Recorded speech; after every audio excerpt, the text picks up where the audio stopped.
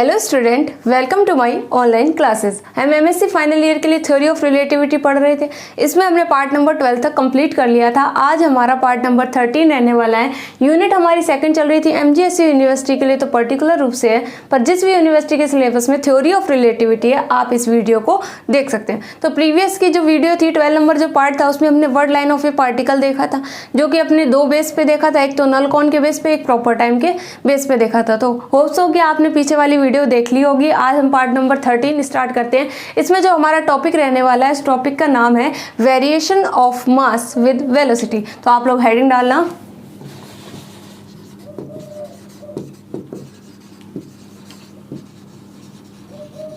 Variation of mass with velocity.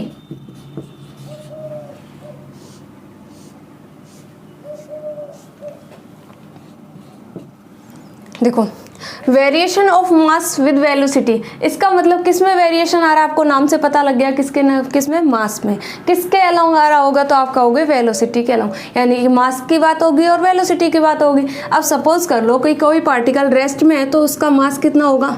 m0 होगा।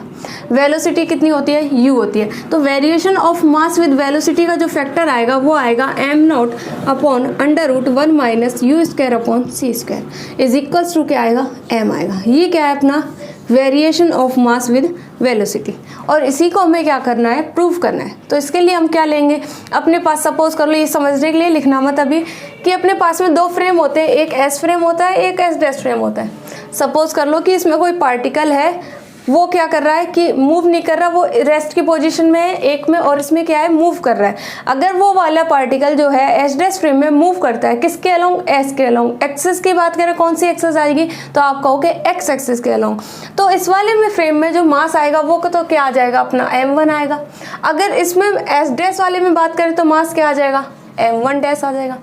Velocity की बात करें तो इसमें वेलोसिटी क्या आएगी? u1 आएगी।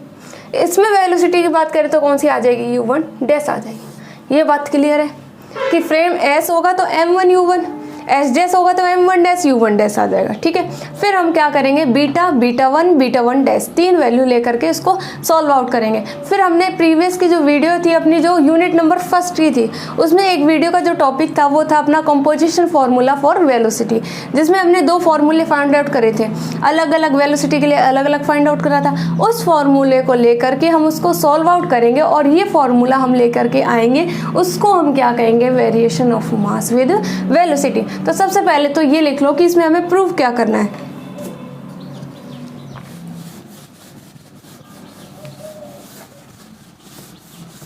तो इसमें सबसे पहले ये लिखना कि हमें क्या प्रूव करना है, कि prove that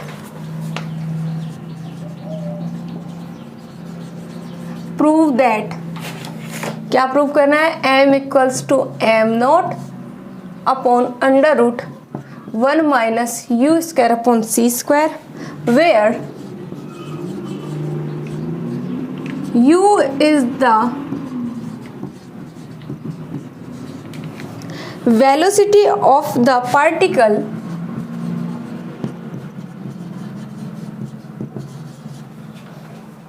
when its mass is m and मास कितना है? m है, and m0 is the mass of the particle when it is at rest। अगर कोई पार्टिकल u वेलोसिटी से मूव करेगा तो उसका मास तो कितना है? m है। अगर कोई पार्टिकल रेस्ट की पोजीशन में तो उसका मास कितना है? m0 है। ये हमें क्या करना है? प्रूव करना है। तो लिखना है इसमें प्रूफ में, लिखना let s and s dash be two frame of reference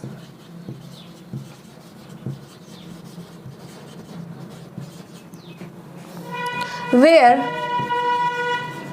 S dash is moving with velocity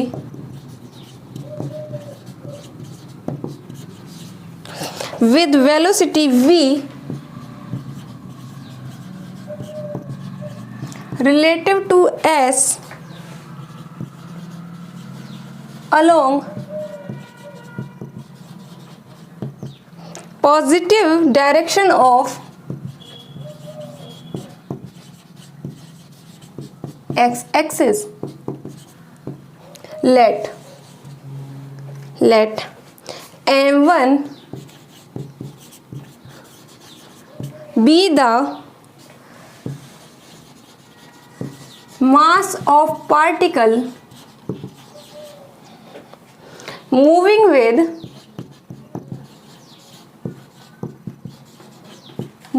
with velocity u1 in system S along x-axis and the same particle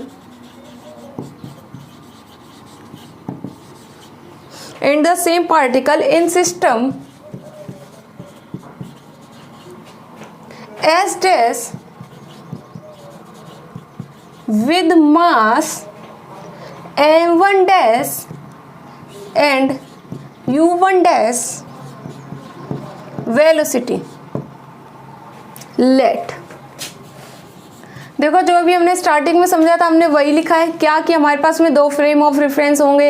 S dash move करेगा velocity v से, किसके along, s के along, कौन सी direction, x axis की direction के साथ। Let m1 be the mass of the particle, अगर s फ्रेम की बात होगी तो m1 क्या हो जाएगा, मास हो जाएगा। वेलोसिटी क्या हो जाएगी, u1 आ जाएगी। कौन से सिस्टम में, s सिस्टम में। अगर सेम पार्टिकल कौन से सिस्टम हो, s डैश में हो, तो मास क्या आ जाएगा, m1 डैश आ जाएगा। वेलोसिटी क्या आ जाएगी, u1 डैश। ये हम पहले देख चुके थे, इसलिए हमने इसको डायरेक्ट क्या कर लिया, लिख लिया। अब इसके आगे लिखना कि हम तीन वैल्यू लेके चलेंगे, बीटा की, बीटा 1 की और बीटा 1 डैश की। उसका आपको यूज बाद में समझ में आएगा कि इसका यूज हमने कहाँ पर किया। इसी वाले डेरिवेशन में लास्ट में चल के उसका क्या होगा, यूज होगा। उसके बाद में इसका क्या आ जाएगा, रिजल्ट फाइंड आउट हो जाएगा। तो लिखना let beta is equals to 1 upon under root 1 minus we square upon C square, comma beta 1 की वैल्यू लिखना 1 upon under root 1 minus u1 square upon सी स्क्वायर, और बीटा 1 डैश की वैल्यू लिखें तो क्या आ जाएगी 1 upon under root 1 minus u1 dash upon सी square. ये वैल्यू आ गई किसकी, बीटा की, बीटा 1 की, बीटा 1 डैश की। अगर बीटा की बात करेंगे तो वेलोसिटी v, बीटा 1 में u1 और बीटा 1 डैश में u1 डैश वेलोसिटी है। ठीक है, तो ये तीन वैल्यू हमने ले ली। अब हम क्या लगाएंगे, law of composition of velocities वाला लगाएंगे, जिसमें अपने पास में क्या होता था कि दो वेलोसिटीज होती थी अपने पास में। जैसे कि सपोज कर लो यहाँ पर हम लेंगे एक वेलोसिटी v ले लेंगे, एक फ्रेम s में, एक s डैश में क्या ले लिया, v डैश ले लिया। दो वेलोसिटी आ गई, इनके लिए जो लॉ कंपोजिशन फॉर्मूला जो होता है वो क्या होता है, तो आप बोलोगे कि ये तो हमें याद है, पहले पढ़ा हुआ है। क्या होता है, तो आप लिखोगे v डैश अपॉन में 1 प्लस v डैश का v डैश अपॉन सी स्क्वायर। ये फॉर्मूला जो होता है वो किसका होता है, लॉ ऑफ कंपोजिशन का होता है। v डैश के बीच में प्लस का साइन आता है, ये लगा लेना। ठीक है, तो ये फॉर्मूला होता है किसका, w का। अब देखो इस वाली वैल्यू में हम अलग अलग वैल्यू क्या करेंगे, पुट करेंगे और उसको क्या करेंगे, सॉल्व आउट करेंगे। तो इसके आगे लिखना, यहाँ पे प्लस लगा लेना, मिस्टेक से हो गया वो।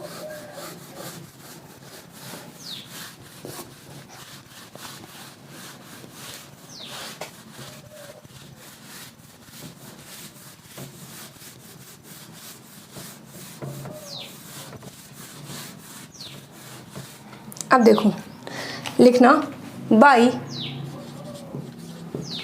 The formula of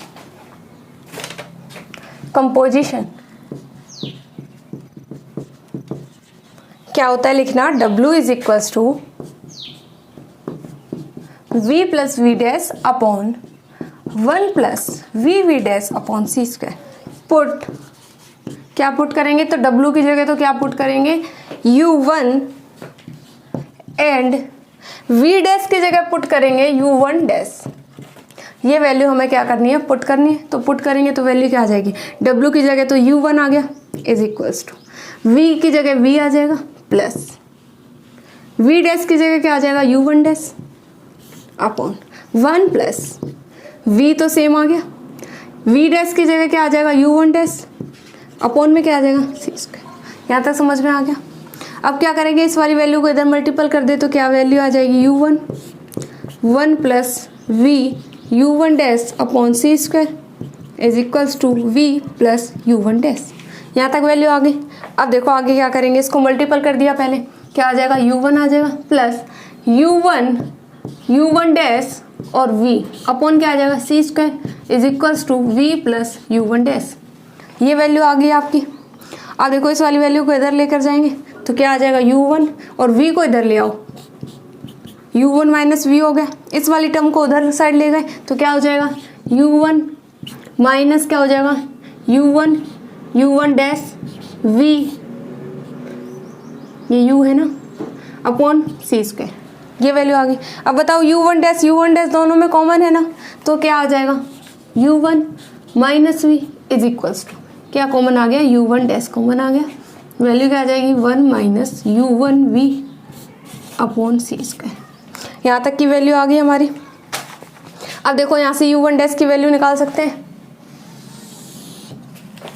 you one dash is equals to क्या वैल्यू आ जाएगी, इसके अपॉन में चली जाएगी वैल्यू, तो u one minus v upon क्या आ जाएगा, 1 minus you one we upon C square.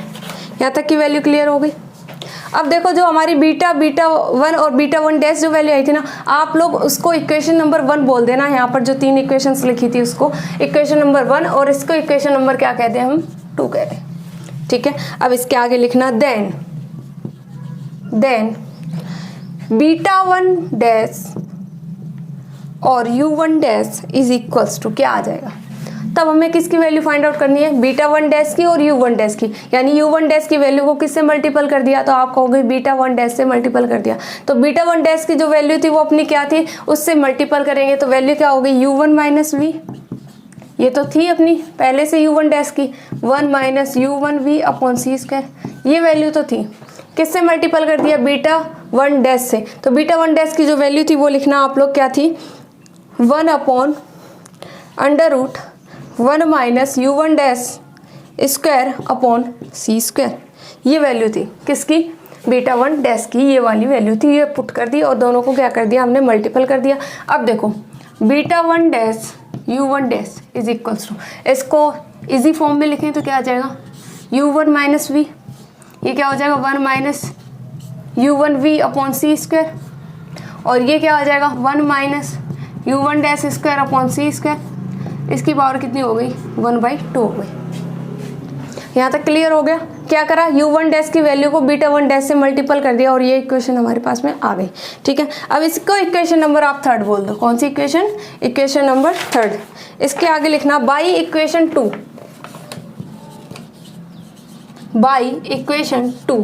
क्या इक्वेशन हमारे पास में, u one dash is equals to u one minus v upon 1 minus you one we upon C square, ये value है अपने पास में। ठीक है, हमें वैल्यू फाइंड आउट करनी है किसकी, इसकी और इसकी।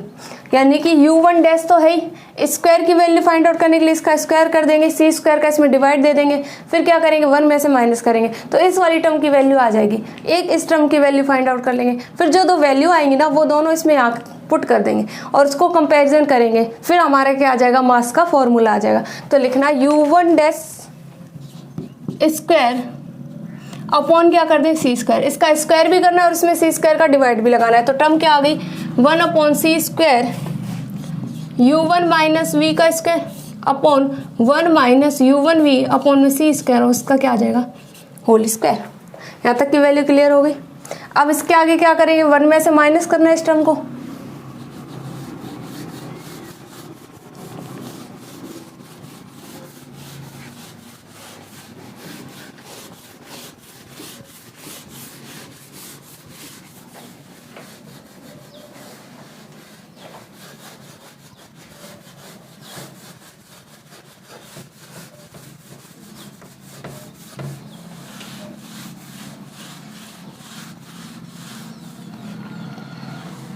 अब देखो क्या आएगा, 1 minus u1 dash square upon सी स्क्वायर, किस में से माइनस करेंगे 1 में से, तो क्या वैल्यू आ जाएगी आपकी 1 माइनस लिखना 1 अपॉन सी स्क्वायर और साथ में वैल्यू क्या थी u1 माइनस वी का स्क्वायर अपॉन में क्या था 1 minus u1 we upon C square और इसका होल स्क्वायर। ये वैल्यू थी अपने पास में। अब एलसीएम ले सकते हैं ना, तो 1 minus u1 dash square upon सी स्क्वायर। एलसीएम लेंगे तो ये वाली टर्म इधर आके मल्टीपल में आ जाएगी, तो वैल्यू क्या हो गई C square 1 minus u1 we upon C square. और एलसीएम लिया था हमने तो बराबर में इक्वल में क्या आएगा C square 1 minus u1 we upon C square, इसका होल स्क्वायर आ जाएगा। फिर क्या आएगा माइनस का साइन u1 माइनस वी का होल स्क्वायर, ये वैल्यू आ गई अपनी। अब देखो सी स्क्वायर का डिवाइड लगा सकते हैं इसमें, तो वैल्यू क्या आ गई u1 डैश स्क्वायर अपॉन सी स्क्वायर, ये वैल्यू आ जाएगी 1 minus u1 we upon C square. C square का पूरी इक्वेशन में डिवाइड लगाएंगे तो यहाँ से सी स्क्वायर डिवाइड में आ गया तो सी स्क्वायर हट गया यहाँ से, इसके अपॉन में आ जाएगा सी स्क्वायर, तो क्या लिख सकते हैं 1 minus u1 we upon C square और इसका whole square minus u1 minus v upon सी स्क्वायर और इसका होल स्क्वायर। ये वैल्यू आ गई यहाँ तक।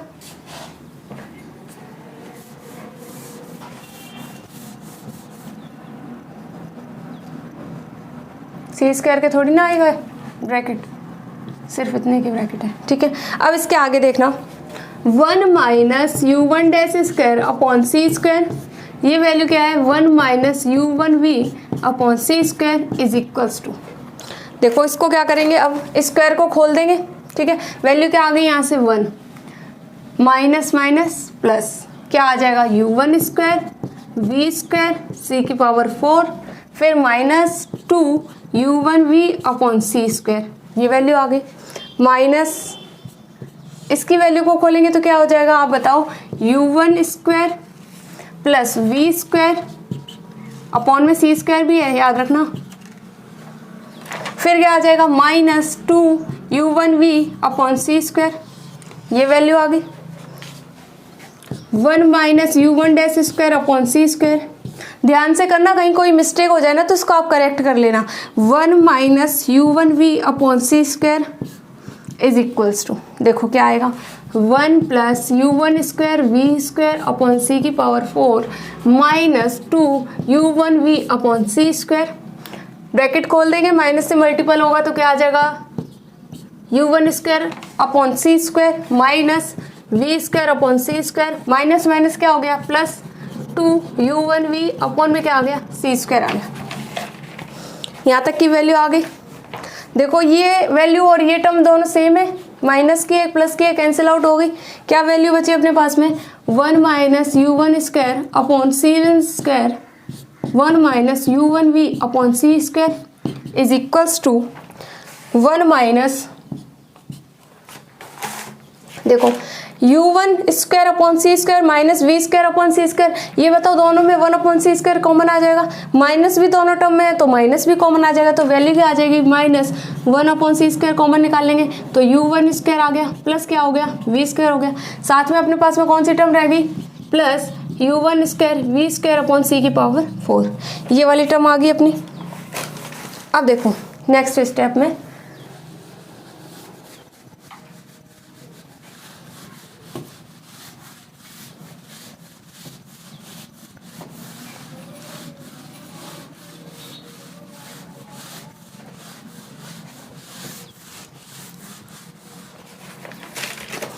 अब इसके आगे लिखना देन अंडर रूट लेंगे तो क्या आ जाएगी value 1 minus u1 dash square upon सी स्क्वायर, इसकी पावर कितनी आ जाएगी 1/2 रूट ले लिया, इसकी वैल्यू कितनी आ जाएगी 1 minus u1 we upon C square, 2 power हट जाएगी इज इक्वल्स टू क्या आ जाएगा ब्रैकेट में 1 minus u1 square plus we square upon C square plus u1 square we square upon सी की पावर 4 और इसकी पावर कितनी हो जाएगी 1/2, इसको इक्वेशन नंबर क्या कह देंगे 4 कह देंगे। ये वैल्यू आ गई अपनी और यही वैल्यू हमें चाहिए थी किस में, वो बीटा वाली फॉर्म में जो थी बीटा 1 को मल्टीपल करा था बीटा 1 डैश को u1 डैश से, तो ये वैल्यू आ गई अपनी, इसकी वैल्यू के इक्वल ये आ गई। अब इसका क्या करेंगे यूज, जो हमारी इक्वेशन नंबर 3 आई थी ना तो लिखना बाई इक्वेशन 3, इक्वेशन 3 क्या थी वो लिख लो पहले। इक्वेशन 3 हमारी थी लिखना बीटा 1 डैश और u1 dash is equals to u1 minus v upon 1 minus u1v upon C square और 1 minus u1 dash square upon सी स्क्वायर, इसकी पावर कितनी आ जाएगी 1/2 आ जाएगी। ये वैल्यू थी ना अपने पास में। अब क्या करा हमने, इसकी वैल्यू फाइंड आउट कर ली और इसकी वैल्यू किसके इक्वल आ गई, इसके इक्वल आ गई, तो पुट कर देंगे। तो beta 1 dash u1 dash is equals to u1 minus v upon, इन दोनों फैक्टर की जगह ये वैल्यू आ जाएगी, तो वैल्यू क्या आ गई 1 minus u1 square plus we square upon C square plus u1 square we square upon सी की पावर 4 और इसकी पावर कितनी आ गई 1/2 आ गई। ठीक है, इसके आगे लिखना बाई इक्वेशन 1। अब देखो इक्वेशन नंबर 1 से क्या फाइंड आउट करेंगे, बाई इक्वेशन 1 बीटा और बीटा 1 का क्या होता है, मल्टीपल होता है, वो उसकी वैल्यू क्या होती है ये देखेंगे। तो बीटा 1, तो बीटा की वैल्यू क्या थी 1 upon under root 1 minus we square upon C square, और बीटा 1 की वैल्यू क्या थी 1 upon under root 1 minus u1 square upon सी स्क्वायर। यही वैल्यू थी ना दोनों की, बीटा की और बीटा 1 की। तो बीटा 1 इज इक्वल्स टू लिखना 1 अपॉन, क्या लिख सकते हैं इसको 1 minus we square upon C square, इसकी पावर 1/2 और 1 माइनस u1 स्क्वायर अपॉन सी स्क्वायर, इसकी पावर भी क्या आ गई 1/2। ये वैल्यू आ गई दोनों की। अब देखो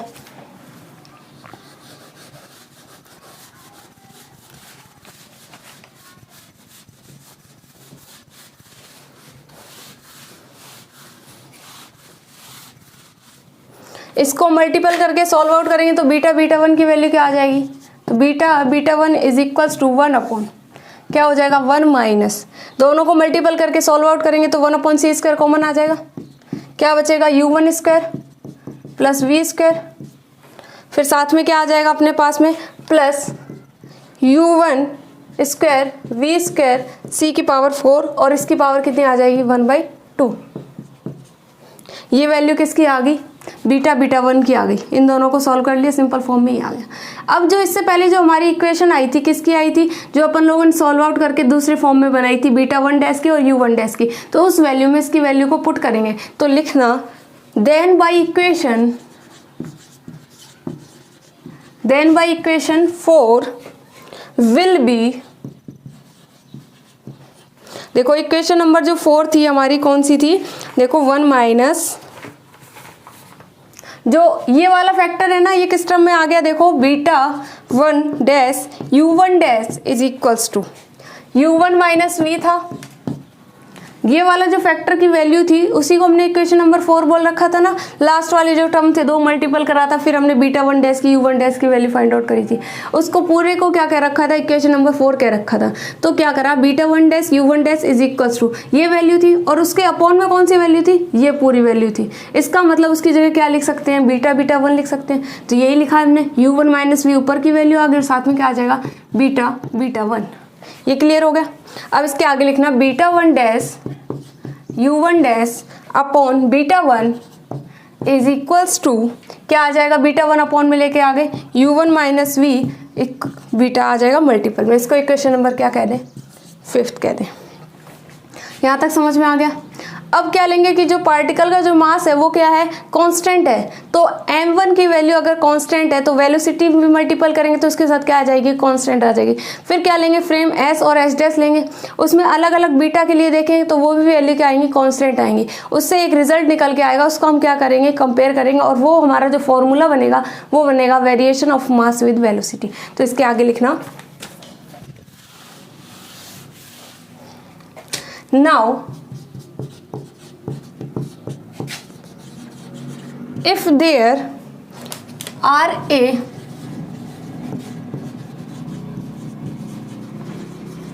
number of such particle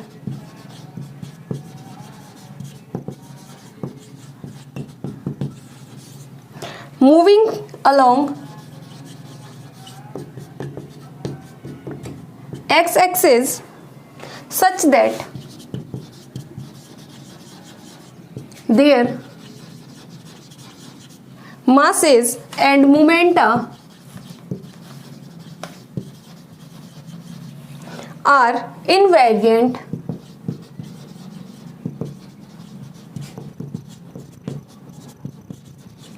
in system S such that जो मास होगा वो कांस्टेंट होगा, इसका मतलब summation of m1 is equals to constant and summation m1 u1 is also constant. इसको इक्वेशन नंबर 6 कह देना। इसके आगे लिखना since v and beta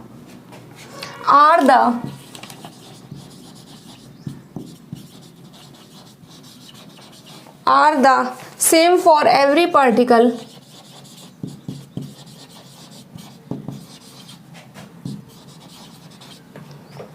then v और बीटा भी क्या हो, कांस्टेंट हो, यानी सेम पार्टिकल, मतलब कोई भी पार्टिकल उसके लिए सेम रहता है, तो इसकी वैल्यू क्या आ जाएगी, लिखना summation m1 beta v is equals to constant. इसको इक्वेशन नंबर 7 बोल देना। इसके आगे लिखना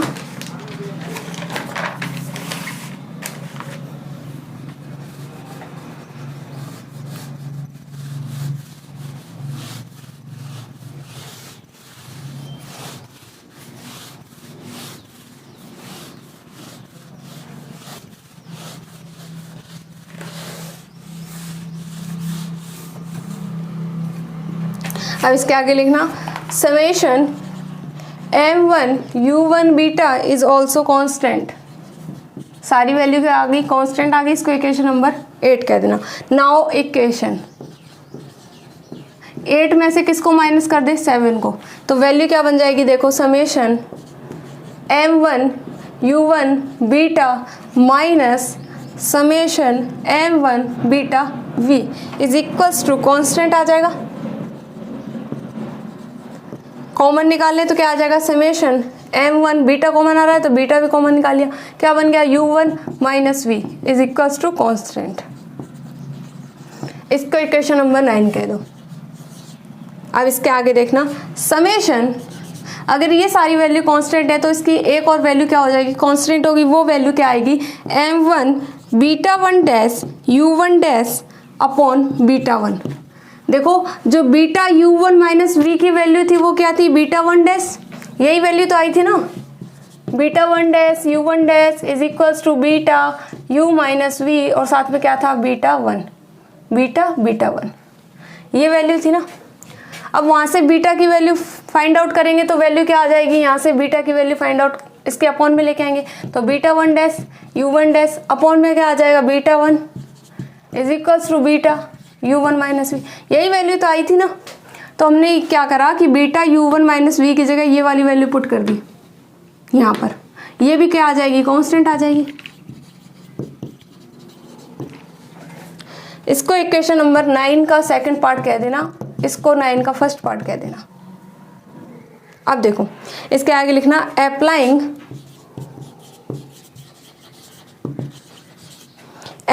law of conservation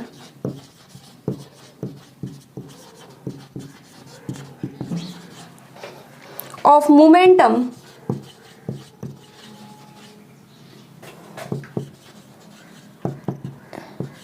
in S dash then, अगर इसको पूरे को मोमेंटम को छोड़ दें तो हमारे पास में वैल्यू क्या आ जाएगी, summation m1 u1 dash is equals to constant. अगर मोमेंटा का पार्ट छोड़ दें तो m1 u1 डैश की वैल्यू भी क्या आ जाएगी, कांस्टेंट। इसको इक्वेशन नंबर क्या कह दें, 10 कह दें। अब इसके आगे लिखना कंपेयरिंग इक्वेशन 9 एंड 10। 9 और 10 को क्या करेंगे, कंपेयर करेंगे, तो देखो क्या आएगा। तो 9 और 10 को कंपेयर करेंगे तो m1 u1 डैश दोनों में ही है, ठीक है। तो कंपेयर करेंगे तो वैल्यू क्या आ जाएगी, m1 बीटा 1 डैश अपॉन, लिखना इसको, ये देखो अगर applying law of conservation of momenta in system S dash, तो यहाँ पर बताओ एस डैश लिया तो यहाँ पर मास भी क्या आ जाएगा, m1 डैश आ जाएगा, तो यहाँ पर क्या आ जाएगा, m1 डैश आ जाएगा। तो अब लिखना m1 beta 1 dash upon beta 1 is equals to क्या आ जाएगा m1 डैश। कंपेयर कर लिया किसको, 9 और 10 को, तो 9 और 10 में देखो इसके लिए मास एस फ्रेम के लिए था m1, तो यहाँ पर कौन सा मास आएगा, तो एस डैश के लिए कौन सा आ जाएगा, m1 डैश आ जाएगा। कंपेयर करेंगे तो u1 डैश दोनों में कॉमन था तो इसको छोड़ दिया, तो m1 beta 1 dash upon beta 1 ये वैल्यू आ गई इज इक्वल्स टू क्या आ जाएगा, m1 डैश आ जाएगा। यहाँ तक वैल्यू आ गई। अब इसके आगे लिखना this value implies m1 beta 1 is equals to m1 beta 1 is equals to, इसको अपॉन में लेके आएंगे तो क्या हो जाएगा m1 dash upon beta 1 dash, और इसको हम क्या कह दें, m0 कह दें, लिख लेना से, कह दिया हमने इसको क्या, m0 कह दिया। यहाँ तक की वैल्यू क्लियर हो गई। क्या लिया, सबसे पहले इक्वेशन नंबर 7 और 8 का क्या कर दिया, सब्ट्रैक्ट करा तो कौन सी इक्वेशन आ गई, 9th वाली आ गई। फिर इसकी जगह हमने वैल्यू पुट कर दी उसकी, ये जो इक्वेशन आ गई वो 9th का सेकंड पार्ट आ गई। इसके बाद में क्या करा, law of conservation of momenta in system S dash, तो वेलोसिटी क्या आ जाएगी आपकी u1 डैश और मास क्या आएगा m1 डैश आ जाएगा इज इक्वल्स टू कांस्टेंट हो गया। इन दोनों इक्वेशंस का क्या करा, कंपेयर करा, तो u1 डैश कॉमन था तो इसको छोड़ दिया, बाकी लेफ्ट पार्ट का क्या कर दिया, कंपेयर कर दिया, तो m1 upon beta 1 is equals to m1 dash upon beta 1 dash, इसको क्या कह दिया, m0 कह दिया। अब इसके आगे देखना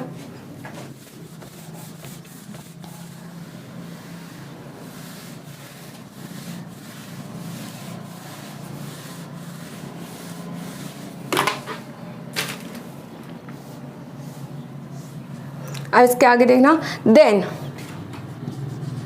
क्या कहा था, m1 beta 1 m1 dash beta 1 dash को m0 कहा था, तो m1 upon beta 1 is equals to क्या था, m1 dash upon beta 1 dash is equals to क्या कहा था, m0 कहा था। ये वैल्यू आ गई, यानी इसकी वैल्यू भी इसके बराबर, इसकी वैल्यू भी इसके बराबर, तो फर्स्ट में हम किसके बराबर ले लें, इसके बराबर, तो m1 upon beta 1 is equals to क्या आ जाएगा, m0 आ जाएगा, तो m1 इज इक्वल्स टू क्या आ जाएगा, m0 इंटू बीटा 1। बीटा 1 की वैल्यू आपको पता है ना, स्टार्टिंग में जो इक्वेशन नंबर 1 दिया था बीटा 1 डैश की, तो उसको इक्वेशन नंबर 1 कहना ना, तो m1 is equals to m0।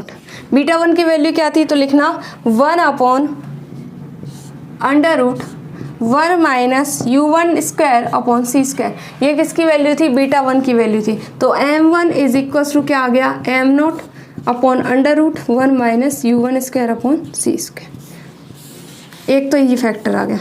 अब क्या लेंगे, इसके बराबर ये वाली वैल्यू लेंगे, तो लिखना सेकंड, क्या लेंगे, m1 dash beta 1 dash is equals to m0, इसका मतलब m1 dash is equals to m0 beta 1 dash, यही वैल्यू आ जाएगी, तो m1 dash is equals to m0। Beta 1 dash की वैल्यू पता है ना, इक्वेशन नंबर 1 जो बीटा 1 डैश की वही वैल्यू पुट करनी है, तो क्या आ जाएगी, under root 1 minus u1 dash square upon सी स्क्वायर, ये किसकी वैल्यू आ गई, m1 डैश की आ गई। अब इसके आगे 2 लाइन है वो लिखना, if A particle of mass m is moving with velocity u